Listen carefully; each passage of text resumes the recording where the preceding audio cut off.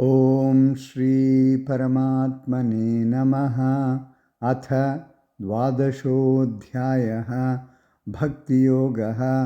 अर्जुन उवाच एवं सततयुक्ता ये भक्तास्त्वां पर्युपासते ये चाप्यक्षरमव्यक्तं तेषां के योगवित्तमाः। श्रीभगवानुवाच मय्यावेश्य मनो ये मां नित्ययुक्ता उपासते श्रद्धया परयोपेताः ते मे युक्ततमा मताः। ये त्वक्षरमनिर्देश्यम् अव्यक्तं पर्युपासते सर्वत्र गमचिन्त्यं च कूटस्थमचलं ध्रुवं सन्नियम्येन्द्रियग्रामं सर्वत्र समबुद्धयः ते प्राप्नुवन्ति मामेव सर्वभूतहिते रताः। क्लेशोऽधिगतरस्तेषाम् अव्यक्तासक्तचेतसाम् अव्यक्ता हि गतिर्दुःखं देहवद्विरवाप्यते।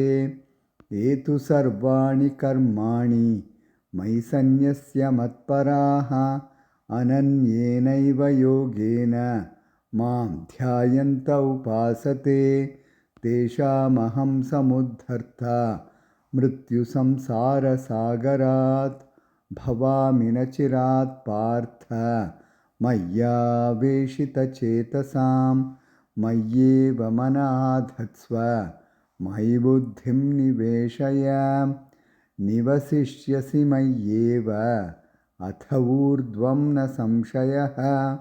अथ चित्तं समाधातुं न शक्नोषि मयि स्थिरम् अभ्यासयोगेन ततः मामिच्छाप्तुं धनञ्जय अभ्यासेऽप्यसमर्थोऽसि मत्कर्म परमो भव मदर्थमपि कर्माणि कुर्वन् सिद्धिमवाप्स्यसि अथैतदप्यशक्तोऽसि कर्तुं मद्योगमाश्रितः सर्वकर्मफलत्यागं ततः कुरु यथात्मवान् श्रेयो हि ज्ञानमभ्यासात् ज्ञानाद् विशिष्यते ध्यानात् कर्मफलत्यागः त्यागाच्छान्तिरनन्तरम् अद्वेष्टा सर्वभूतानां मैत्रकरुण एव च निर्ममो निरहङ्कारः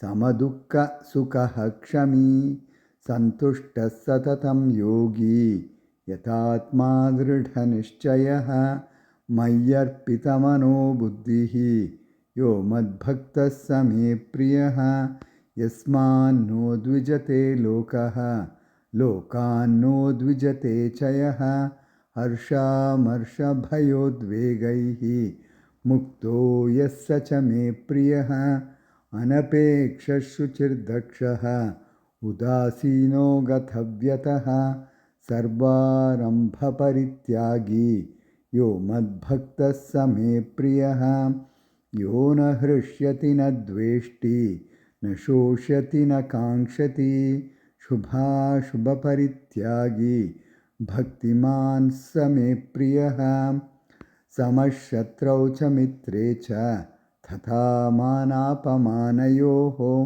शीतोष्णसुखदुःखेषु समस्सङ्गविवर्जितः तुल्यनिन्दास्तुतिर्मौनी सन्तुष्टो येन केनचित् अनिकेतस्थिरमति भक्तिमान् मे प्रियो नरः ये तु धर्म्यामृतमिदं यथोक्तं पर्युपासते श्रद्धदानामत्परमाः भक्तास्तेतीव मे प्रियाः। ॐ तत्सदिति श्रीमद्भगवद्गीतासु उपनिषत्सु ब्रह्मविद्यायां योगशास्त्रे श्रीकृष्णार्जुनसंवादे भक्तियोगो नाम द्वादशोऽध्यायः।